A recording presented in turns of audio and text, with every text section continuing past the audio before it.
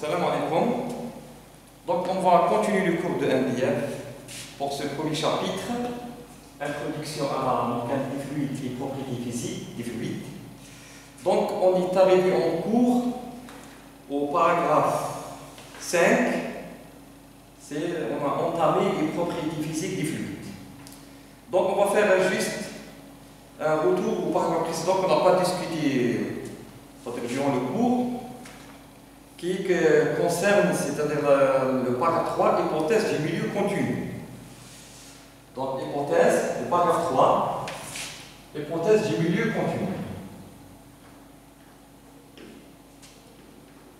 Hypothèse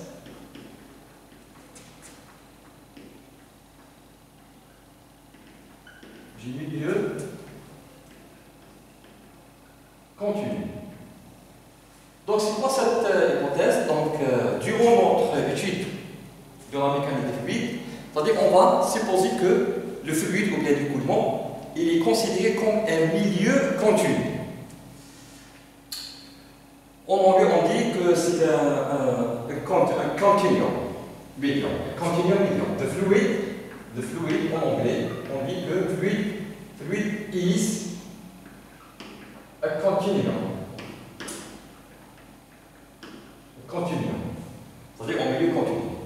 Bien sûr, si on va regarder le fluide, c'est-à-dire à l'échelle microscopique, on sait bien sûr que le fluide il est bien sûr composé de plusieurs particules. Bien sûr, la distance entre deux particules, bien sûr, c'est-à-dire elle n'est pas zéro, c'est-à-dire égale à zéro. Bien sûr, donc, c'est-à-dire au niveau microscopique. C'est-à-dire entre les particules, bien sûr, il y a le vide. Donc, il y a un vide, bien sûr pas. Bien sûr, ça disparaît, elle est très petite, mais elle n'est pas exactement égale à zéro. Donc, qu'est-ce que ça veut dire ce milieu continu? C'est-à-dire que le fluide, c'est une matière, elle est disponible d'une manière continue. Quand est-ce qu'elle est supposée? C'est quand ce milieu continu est caractérisé par un paramètre qu'on appelle le libre parcours moyen. Le libre parcours moyen. On va le noter lambda. En anglais, ça s'appelle le mean free path. Mean free path. Donc, tu vois, qu'est-ce que signifie ce paramètre? C'est voilà, c'est en fin de compte, sa définition, c'est la distance parcourue par une molécule après deux chocs successifs. Donc, le libre parcours moyen, ça dit la définition. C'est quoi? C'est la distance. Bien sûr, cette distance moyenne. La distance moyenne parcourt une particule après deux chocs successifs. C'est-à-dire, voilà. Donc, bien sûr, le fluide, comment on l'a défini? C'est-à-dire, contrairement au solide, c'est-à-dire dans le fluide, que ce soit liquide ou un gaz, les particules se déplacent librement. C'est-à-dire, les forces intramoléculaires entre les particules sont très très faibles. Contrairement, bien sûr, au solide. Donc, ces particules sont en mouvement, c'est-à-dire, aléatoire pour ça, on dit c'est le mouvement brownien. C'est le mouvement brownien. Et en mouvement, bien sûr, sur ça, au niveau microscopique, c'est-à-dire en mouvement brownien. C'est-à-dire les particules c'est-à-dire que c'est au mouvement, ça, chaotique comme ça, aléatoire. Bien sûr, il y aura des chocs. Donc, c'est quoi le parcours moyen? C'est vraiment cette particule, c'est-à-dire la particule 1, ensuite la particule, par exemple, 2, et la particule, par exemple, 3. Donc, sur le mouvement, bien sûr, c'est-à-dire qu'on va se concentrer à la particule 1. Donc, la particule basse, elle va percuter en premier la particule 2, d'accord? Ensuite, après ce choc, elle va par exemple, c'est-à-dire elle va en choc avec la particule 3. Donc cette distance, si vous voulez, cette distance, la distance que parcourt la particule, c'est bien, c'est pas la distance entre 2 et 3, c'est-à-dire la distance là, c'est ça là, la distance moyenne, que parcourt la particule après avoir percuté la particule 2, ensuite va entrer en collision avec la particule 3, cette distance moyenne qu'on appelle le libre parcours moyen des particules. Bon, c'est-à-dire ce résultat, c'est-à-dire ces études sont le résultat d'une autre domaine d'études, c'est la cinétique des gaz. Donc c'est ça le lambda. Donc c'est lambda, c'est quoi? C'est distance moyenne que parcourt une particule après 2 chocs successifs. Bon, maintenant, alors pour rester dans cette hypothèse, donc le lambda, c'est-à-dire qui caractérise ce milieu continu, donc on a un ensemble de dimensions qui caractérise si le milieu il est continu ou non. Il est nommé le nombre de Knudsen. On le note K1. K1 égale à quoi? C'est le rapport entre lambda et L. Ça, K1, c'est le nombre de Knudsen. Nombre de Knudsen. D'accord? Si lambda est inférieur à 0,01, le milieu il est considéré comme continu. Donc le milieu contraint il est continu. Donc le milieu est continu. C'est-à-dire l'hypothèse du milieu continu, elle est reste valable. Tant que, pardon, c'est pas lambda, mais c'est 1 K, c'est K1, le nombre de Knudsen. Bien sûr, c'est le nombre de Knudsen. Si Knudsen est supérieur à 0,01, donc l'hypothèse du milieu continu n'est pas valable. Donc, ici, lambda, c'est le libre parcours moyen. Et L, on a défini ainsi quoi, c'est une longue caractéristique de l'écoulement. On a parlé de ça auparavant, c'est quoi L? C'est une longueur caractéristique de l'écoulement. Très bien. Bien sûr, ça veut dire les conséquences du milieu continu, ça veut dire que le milieu continu est vérifié, donc cette étude est vérifiée, c'est que tous les paramètres de l'écoulement, par exemple la pression, température, vitesse, etc., c'est-à-dire les conséquences, c'est que, voilà, ces fonctions-là sont des fonctions continues, d'accord, d'un point à un autre, la masse volumique, etc. Sont des fonctions, c'est-à-dire c'est des fonctions continues. C'est les conséquences de cette hypothèse. Bon, maintenant, alors ce lambda, on peut la calculer pour les gaz, c'est-à-dire pour les gaz, ou bien avant de définir lambda, c'est-à-dire juste un ordre de grandeur de lambda, c'est-à-dire lambda de ordre de grandeur, c'est-à-dire lambda. Alors pour les liquides, il est de l'ordre 10 puissance moins 10 mètres. 10 puissance moins 10 mètres, ou bien 1 engraissement. Pour les gaz,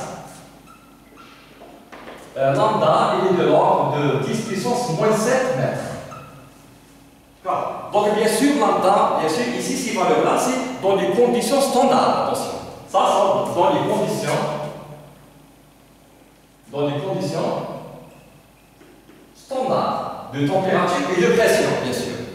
D'accord? Donc pour les liquides, le lambda il est très très petit. On peut imaginer pourquoi. Parce que les liquides, bien sûr, sont plus denses que les gaz, c'est-à-dire la molécule liquide, c'est-à-dire un mouvement, le déplacement, elle est plus faible par rapport, elle est moins libre si vous voulez, par rapport à la molécule, c'est-à-dire dans un milieu gazeux. Bon, très bien. Donc maintenant, lambda, c'est-à-dire comment on peut calculer lambda pour les gaz. Pour les gaz, il faut mettre pour lambda. Pour les gaz. Donc lambda égale. Alors, on a la formule 1 dans le polycope. Donc lambda égale 1 sur racine de 2. Alors pi n fois d au carré. Voilà. Ça, c'est le calcul de lambda, mais pour les gaz. Pour les gaz. Bon, très facilement.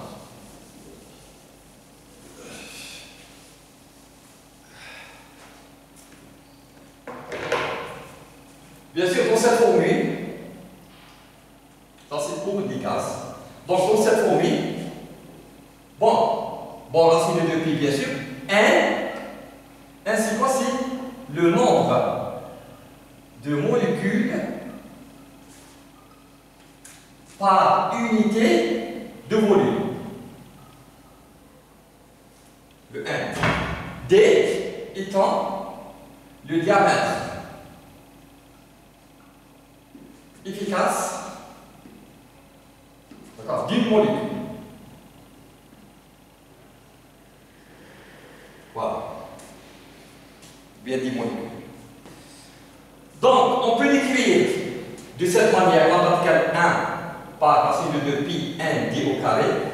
Ça, c'est pour les gaz, bien sûr, cette formule est valable pour les gaz. Ou bien on peut transformer cette formule, ou bien on peut écrire lambda égale, on va trouver la masse volumique, n racine de 2, bon, pi, rho, et d au carré.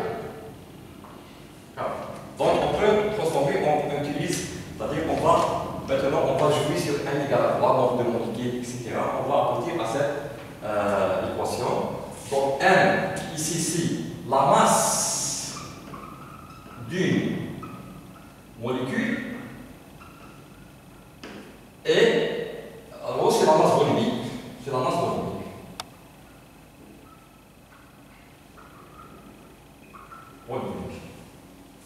Voilà. Donc, c'est ça pour qu'est-ce qu'on peut dire sur cette hypothèse de ce milieu continu. Donc, voilà.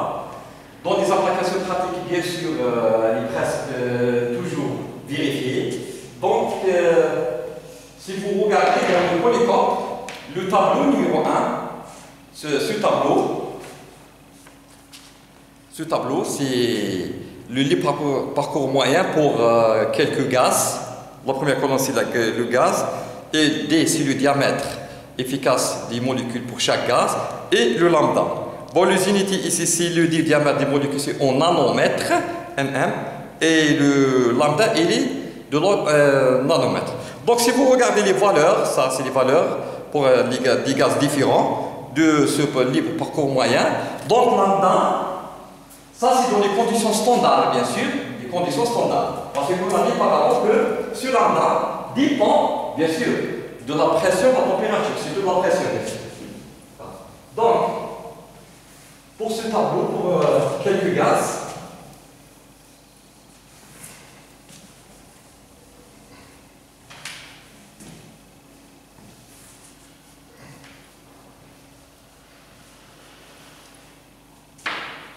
alors, pour quelques gaz, donc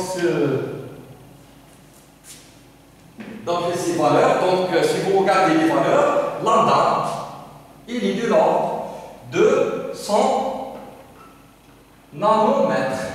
D'accord? C'est-à-dire au moyen, c'est pas la moyenne de ces valeurs. Donc voilà. Bien sûr, lambda est très très grand par rapport au diamètre efficace de ces molécules. Donc bien sûr, là, si nous regardons nos applications, c'est-à-dire les écoulements, par exemple autour du profil d'aile, dans un tuyau, etc. Donc on voit que bien sûr, si on va comparer lambda à une échelle caractéristique du coulement, par exemple sur l'écoulement autour d'un profil d'aile, donc l'échelle caractéristique, on va prendre par exemple la corde du profil, ou bien l'écoulement autour d'un cylindre à l'intérieur d'un tuyau, c'est-à-dire le L, c'est le grand L, c'est l'échelle caractéristique, c'est le diamètre. On voit bien sûr s'il est largement supérieur à ce lambda. Donc si vous faites par exemple un profil d'aile, donc l'écoulement autour d'un profil, c'est-à-dire on va prendre une longueur caractéristique, c'est le C, c'est dans les applications bien sûr. Actuellement ici, il est toujours par exemple supérieur à 1 mètre ou bien. Donc bien sûr le lambda par rapport à L, dans ce cas, il est toujours vérifié très très inférieur à ce qui est le nombre de Lutz. Hein. Ça c'est le nombre de Lutz qu'on a défini. Donc il est toujours vérifié, bien sûr. Voilà. Donc le milieu qu'on va étudier, mais c'est on va procéder toujours, c'est-à-dire des milieux continus. Par contre, si on va prendre un contre-exemple, maintenant si on a dit que ce lambda bien sûr dépend de la pression, etc. Donc maintenant, si on est par exemple à une altitude de 100 km, on est dans l'atmosphère, à une altitude par exemple, à une altitude H par exemple, de l'ordre de 100 km.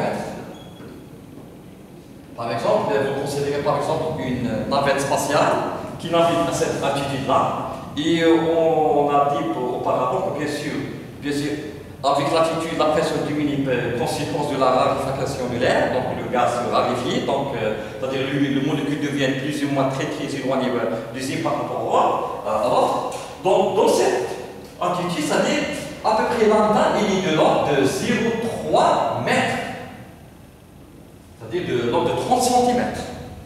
D'accord? Dans les conditions d'arrêt secondaire, on est chez 10 nanomètres, maintenant on est à 30 cm. Donc 30 cm c'est beaucoup, ça se peut.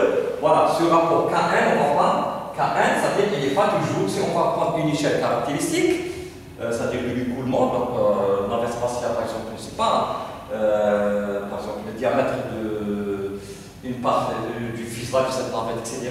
Donc si on calcule le K1, on va pas trouver que c'est inférieur à 0,01. Ici donc l'hypothèse du milieu continu, elle n'est pas valable.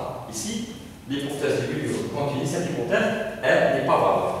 Donc, c'est-à-dire, on a affaire maintenant pour traiter l'écoulement, c'est-à-dire qu'on va utiliser d'autres outils théoriques, notamment par exemple la physique statistique, etc.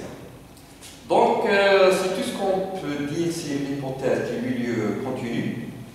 Donc, pour les conditions standards, c'est-à-dire, elle est toujours vérifiée, mais attention, c'est-à-dire, par exemple, on est là, par exemple, c'est-à-dire, si vous voulez, c'est-à-dire spécialement pour des applications spatiales, d'accord? Donc, le milieu, il n'est pas toujours continu. Très bien. Maintenant, donc, aussi, on a dit que le fluide, c'est-à-dire bien le fluide, c'est celui-là, durant son étude, c'est-à-dire qu'on va par exemple considérer ce qu'on appelle une particule fluide. C'est quoi une particule fluide? Donc, une particule, c'est-à-dire notion de particule fluide. Hein? Notion, ça c'est le paragraphe, voilà, c'est le paragraphe 4, c'est-à-dire la suite. Notion de particules fluides. Particules fluides. Fluide, particule, ou bien on dit aussi c'est une parcelle fluide, ou bien une parcelle fluide, ou bien on parle de parcelle fluide.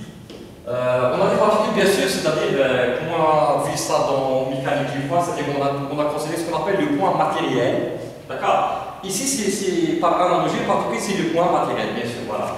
Particule fluide, c'est quoi? C'est une particule, c'est-à-dire que si on considère sa masse, on va la noter par exemple, delta 1, la masse de la particule, elle a un volume élémentaire, c'est delta V. D'accord? Là, si vous voulez, on peut, de la définition de la masse volumique, ρ est égal à m sur V, c'est-à-dire pour la particule, c'est-à-dire delta m, d'accord, est égal à ρ delta V. Donc, si vous voulez, la masse volumique, on peut écrire, on introduit la masse volumique de delta m égale à quoi? À ρ delta V. Bon, ce delta V, c'est le volume, c'est-à-dire élémentaire de cette particule, donc bien sûr un volume infinitésimal, mais bien sûr il n'est pas égal à 0, c'est-à-dire il n'est pas vers 0. Pourquoi? Il faut qu'on reste dans le concept du milieu continu. Donc delta M, si par exemple si on considère par exemple un cube d'arrêt par exemple A, d'accord? Donc delta V c'est quoi? Si delta V c'est de l'ordre de A par exemple au cube, pour passer un cube, une arête A. Donc le A là, c'est-à-dire les conséquences, donc on reste dans le concept du milieu continu pour imaginer à peu près la taille de cette particule fluide. Donc, premièrement, si le A, il doit être très supérieur à la taille, bien sûr. C'est-à-dire l'échelle de longueur du volume élémentaire de cette particule, il est très grande de le parcours moyen des molécules. Aussi, plus, il faut que A, bien sûr, maintenant A, il est très inférieur à N. Donc, aux dimensions caractéristiques du problème. Voilà. Bon, très bien. Voilà. Donc, maintenant, on a terminé ce paragraphe, l'hypothèse du milieu continu et de la notion d'une particule fluide. Maintenant, on passe au paragraphe 5, c'est les propriétés physiques des fluides. Paragraphe 5.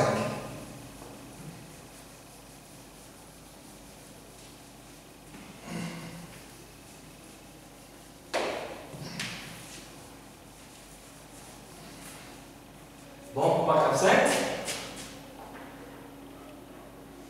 ça dit quelques propriétés physiques. Bien sûr, des fluides. Hein. Physique, pardon. Physique. Des fluides. Quelques propriétés des fluides. Bon, on a parlé auparavant la première propriété, donc on a parlé. Bon, paragraphe 5, on a parlé de la masse volumique.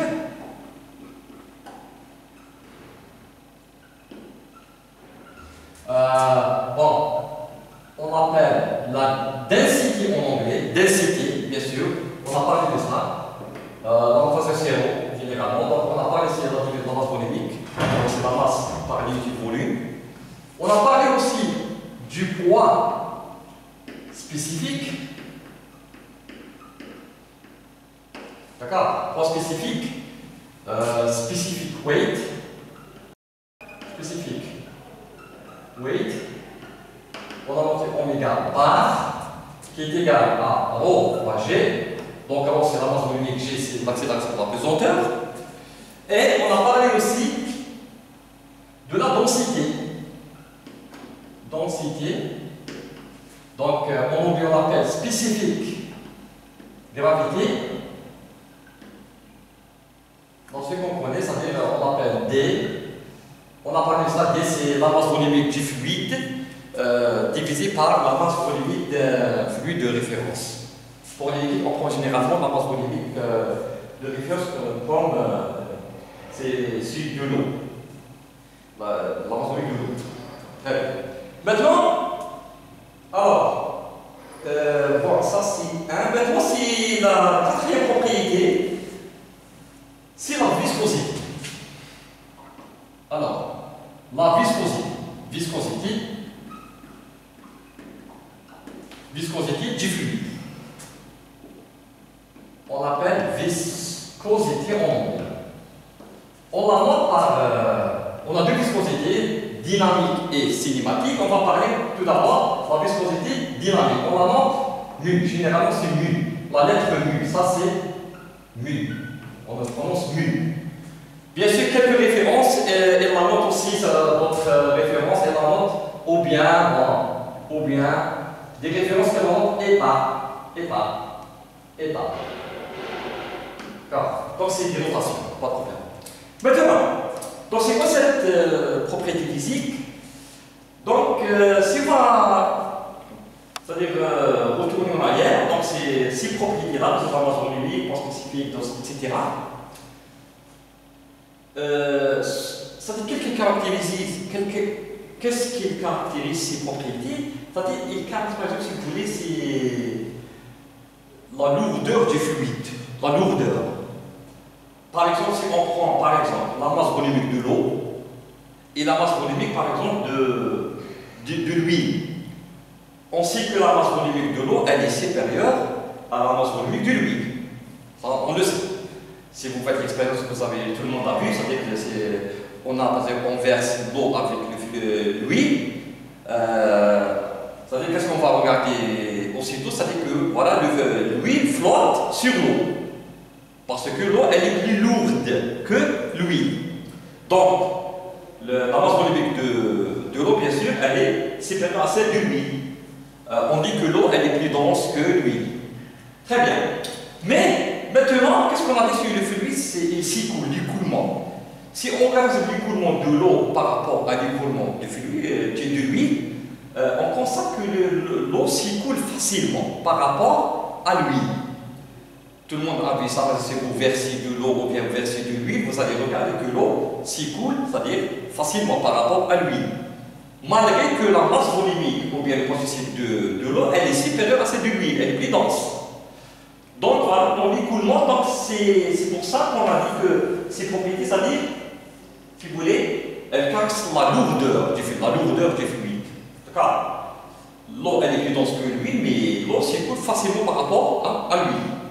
Maintenant, c'est la viscosité. Donc, maintenant, c'est cette viscosité-là qui caractérise bien, c'est-à-dire précisément, c'est-à-dire l'état de l'écoulement du fluide. D'accord? Donc, si on donne une définition de cette viscosité, donc c'est quoi la définition? La définition, la viscosité c'est quoi? La viscosité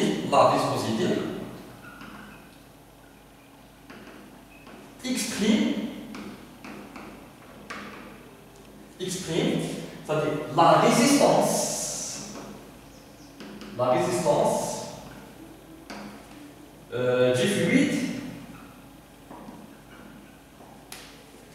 résistance du fluide, d'accord, à l'écoulement.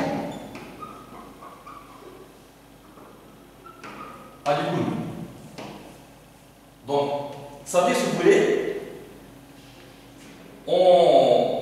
on va discuter encore de l'exemple qu'on a pris, par exemple, avec l'eau et l'huile. Donc, vu que du moment que l'eau s'écoule, c'est-à-dire plus facilement que le fluide, donc on peut dire que cette viscosité qui est la résistance à l'écoulement, la résistance de l'eau à l'écoulement, elle est plus faible que la résistance de l'huile à l'écoulement. Donc on peut conclure directement que la viscosité de l'eau elle est inférieure à la viscosité de l'huile. Pour cet exemple, si on compare bien sûr l'eau avec l'air, bien sûr l'air s'écoule plus facilement que l'eau, donc la viscosité de l'air elle est inférieure à la viscosité de l'eau. Donc c'est ça, c'est-à-dire l'effet, c'est-à-dire apparent, l'effet macroscopique de la viscosité. Donc elle exprime la résistance du fluide à l'écoulement. Si vous voulez, on peut dire que cette viscosité, elle exprime la fluidité du fluide. Dans cet exemple, eau et huile, la viscosité de l'eau, elle est inférieure à la viscosité de l'huile. Donc c'est cette propriété physique très importante, d'accord, qui dicte, c'est-à-dire le comportement du fluide en écoulement. Les fluides s'écoulent facilement, les fluides qui s'écoulent facilement ont une viscosité petite, très petite, et les fluides qui s'écoulent par exemple c'est-à-dire difficilement, c'est l'huile, si vous voulez, le miel, comme vous voulez, ont une résistance, c'est-à-dire plus grande. Voilà, donc c'est ça la viscosité. Maintenant, on va parler de son unité de la viscosité. C'est-à-dire l'unité de la viscosité mu, ou bien viscosité dynamique, c'est le poisson. On la note par PL. Un poisson, c'est PL. Poisson. Ou bien, ça c'est dans le système international bien sûr, ou bien on offre une unité ou bien le poise. C'est on note PO. C'est des unités, donc ici il y a une correspondance entre ces deux unités. Donc si vous voulez 1 poise égale 10 puissance moins 1 poisson. Ça c'est si vous voulez des conversions des unités. Donc l'unité initiale de la viscosité, c'est poisson. Ou bien c'est quoi le poisson? En fait, c'est kilogramme par mètre par seconde, c'est ça. Kilogramme par mètre seconde, c'est l'unité de la viscosité dynamique. D'accord? Mais c'est la viscosité dynamique. On dit dynamique. On a aussi la viscosité cinématique. La viscosité cinématique, on la note maintenant nu. Sa lettre grecque, c'est nu. Donc, égal à quoi? C'est égal à la viscosité dynamique divisée par la masse volumique du fluide. Si on a un fluide donné, donc on connaît sa viscosité dynamique. Donc, pour calculer sa viscosité cinématique, donc on va diviser la viscosité dynamique par la masse volumique de ce fluide. Donc, l'unité, si vous allez calculer l'unité, ça c'est pensez ou bien kilogramme par mètre seconde, ça c'est kilogramme par mètre cube, vous allez trouver que l'unité de la viscosité cinématique c'est mètre au carré par seconde. Ça c'est l'unité de la viscosité cinématique.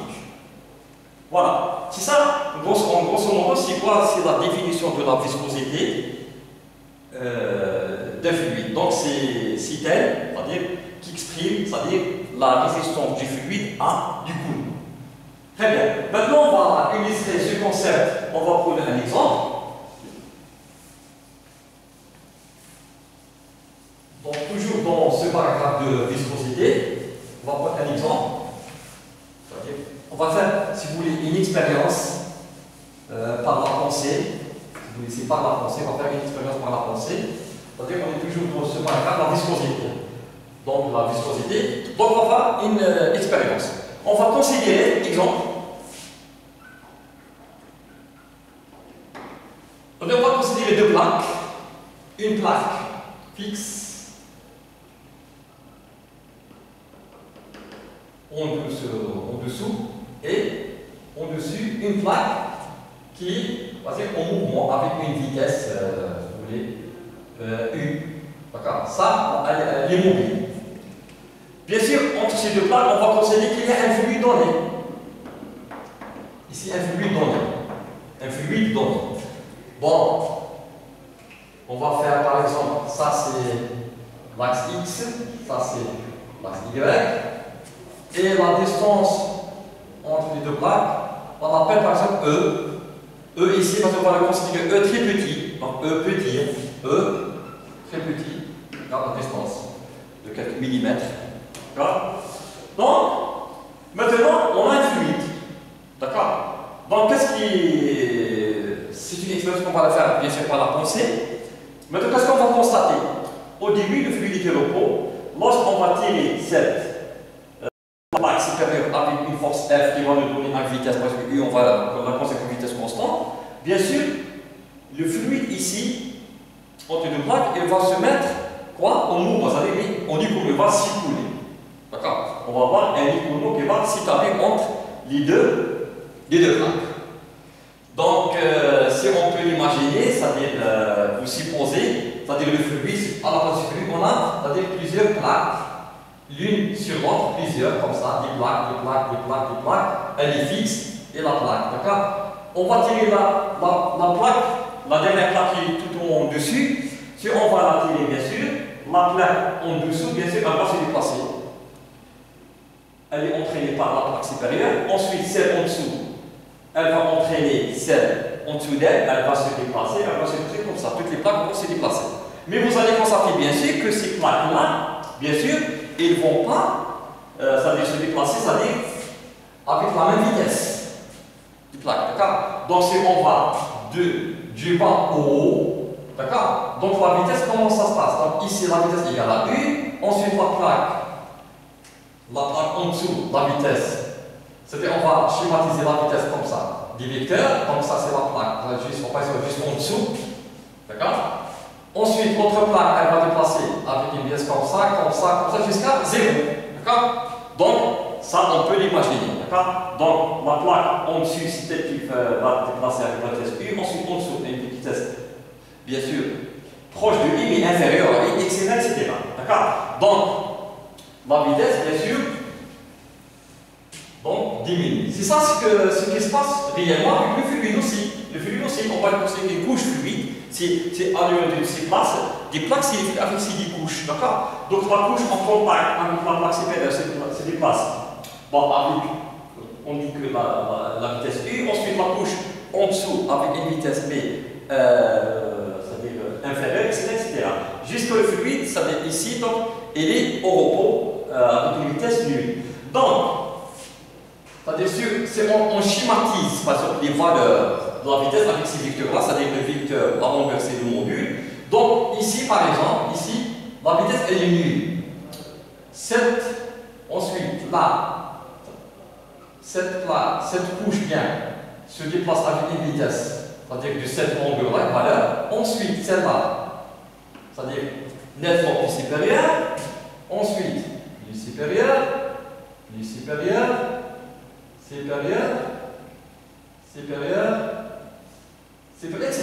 Etc. jusqu'à la vitesse ici, par exemple, en ce point, la vitesse de l'écoulement maintenant, la vitesse V, on est dans l'axe X et sur l'axe X, on va là U égale à 0, jusqu'ici, ici, ça veut dire le point là, U est égal, bien sûr, à U.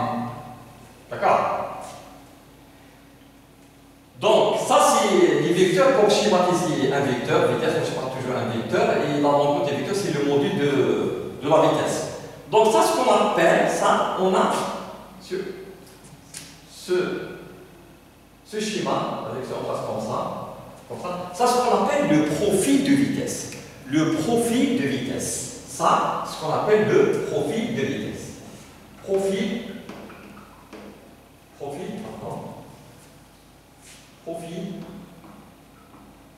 de vitesse. C'est le profil. En anglais, c'est velocity profile. Velocity profile. Velocity pour vitesse et profile de profil. Bon, si on fait compte profil de vitesse, du point de vue, c'est-à-dire mathématique, si vous voulez. Donc, si on fait compte, là, qu'est-ce qu'on a tracé? Les valeurs de la vitesse dans chaque point. Ce point, ce point, ce point. Là, c'est les valeurs de la vitesse. Ça, c'est quoi? Ici, l'axe X et la Y. Ça, le point, c'est quoi? C'est Y égale 0. D'accord? Ce premier point, Y égale, par exemple, c'est pas delta Y, etc. Y jusqu'au dernier point, où Y égale à 3, c'est, si vous voulez, c'est égal à E. Donc, on voit que c'est quoi le profil de vitesse? Définition, ça. U, c'est quoi? C'est égal à U de Y. C'est-à-dire, comment on varie la vitesse du coulement linéaire dans ce sens-là, d'accord? Mais la vitesse, comment elle varie dans le sens perpendiculaire à l'écoulement. C'est ça ce qu'on appelle un profil de vitesse. Donc, dans cet exemple, on a vu que quoi? U égale, par exemple, 0, on met par seconde, bien sûr, à Y égale 0. Là, dans ce point, Y égale 0. D'accord? On a pris l'origine ici, ça c'est Y égale 0. Et c'est-à-dire, en haut, c'est-à-dire, pardon, U est égal à U, c'est-à-dire, à Y égale à quoi? Égal à E. Ensuite, un pareil de 0 à I, ici. Dans cet exemple, bien sûr, on a fait ça exprès. E est très petit, c'est un profil linéaire. Vous voyez que cette fonction, elle est linéaire. C'est-à-dire, U, si vous voulez, comment on va faire? U est égal à quoi? C'est un profil de droite, ça. Un profil linéaire. Donc, ici, quoi? On va faire en fonction de l'Y, c'est A, Y plus B. D'accord? Et maintenant, si vous appliquez ici conditions là, on les appelle, on les appelle les conditions, c'est-à-dire les conditions de la vitesse, c'est-à-dire, vous regardez ici, on a l'écoulement est limité par deux plaques inférieure et supérieure, donc aux extrémités du domaine, c'est-à-dire, on fait passer les frontières du domaine, on a ces conditions-là. A, Y égale à 0 et A, Y égale à E. Là, ça, on appelle les conditions aux limites. Conditions aux limites. Bien sûr, conditions aux limites, les limites, voilà les limites, c'est-à-dire les conditions aux limites, bien sûr, de l'écoulement, limite inférieure et supérieure. D'accord? Très bien, c'est-à-dire ça, Y égale 0, Y égale à E. Bon, on oublie comme ce qu'on appelle boundary condition. Voilà. On les note en abréviation, c'est BC, boundary condition. Car vous pouvez ajouter S pour dessus de plus parce que généralement on n'a pas une seule condition, mais plusieurs conditions. Voilà. Là, c'est U est égal à 0. Attention, U c'est la vitesse de l'écoulement. U est égal à 0, à Y égale à 0. Ça, c'est ce qu'on appelle la condition de non-glissement. En anglais, no slip condition. Non slip condition. Pardon, slip, c'est ça. Non slip condition. Non slip condition. C'est-à-dire ici, au niveau de la paroi, d'accord? Donc l'écoulement, il s'adhère à la paroi. Donc, la condition de non c'est quoi? C'est-à-dire la vitesse de l'écoulement au niveau de la paroi. C'est-à-dire Y égale 0. ou bien y égale à 2. Ça aussi les parois. C'est-à-dire est égal à la vitesse de la paroi. Ici, puisque la paroi elle est fixe, la vitesse de la paroi elle est nulle, donc la vitesse de l'écoulement est égale à la vitesse de la paroi. Ici c'est 0. Maintenant cette paroi elle se déplace avec une vitesse moins 1. Donc la vitesse de l'écoulement est égale à la vitesse de cette paroi. L'écoulement est salaire au niveau de la paroi, donc la vitesse de l'écoulement est égale à la vitesse de la paroi. Ici, dans ce cas particulier, donc ici, puisque la paroi est fixe, vitesse nulle, donc l'écoulement a une vitesse nulle. Ici, si AE, voilà, y égale à E, c'est égal à la vitesse de la paroi. Très bien. Voilà. Donc, dans ce cas-là, ça c'est ce qu'on appelle un profil de vitesse. Profil de vitesse, c'est quoi? C'est la variation de la vitesse, de l'écoulement bien sûr, à la direction normale à l'écoulement, généralement. Voilà. Donc voilà l'écoulement. Dans cet exemple-là, l'écoulement se fait bon, c'est-à-dire selon l'axe X. D'accord? Et on a variation de la vitesse dans la direction normale à la direction du écoulement. L'écoulement, il est dans ce sens-là. Voilà l'écoulement ici. Par exemple, l'écoulement, il est dans cette direction. L'écoulement se fait comme ça. Mais la variation de la vitesse, elle est dans la direction normale à cette direction. La variation elle est dans ce sens-là. D'accord? On dit qu'on a, voilà, lorsqu'on a une variation comme ça, on dit qu'on a un gradient de vitesse. Un gradient de vitesse. Parce que vous voyez que la vitesse elle est différente d'un point à un autre dans la direction normale. Donc on a un gradient de vitesse. Donc on a le deuxième terme important, un gradient de vitesse. Vélocité gradient, donc un gradient de vitesse. D'accord? Ou bien un gradient c'est quoi en ce moment on va définir ça, c'est-à-dire une différence de vitesse bien sûr, dans la direction normale. Un gradient de vitesse bien sûr. Très bien. Donc si vous voulez, pourquoi on a c'est-à-dire ce scénario-là, c'est-à-dire si on peut revenir en arrière, on va imaginer que c'est des plaques solides comme ça, comme des couches là, donc il y a des frottements entre ces couches-là. Donc la couche supérieure, elle va entraîner la couche juste en dessous par frottement bien sûr, par frottement, elle va c'est-à-dire la faire déplacer, d'accord, et ainsi de suite. D'accord? Très bien. Maintenant, voilà, donc il y a deux termes importants. C'est quoi il faut qu'on ait quoi un profil de vitesse. Donc ici, U est égal à U de Y, et fonction donnée. Ici, elle est linéaire parce qu'elle est à Y est égal à B. Et vous appliquez ces conditions-là pour calculer, c'est-à-dire par exemple A et B. Et là,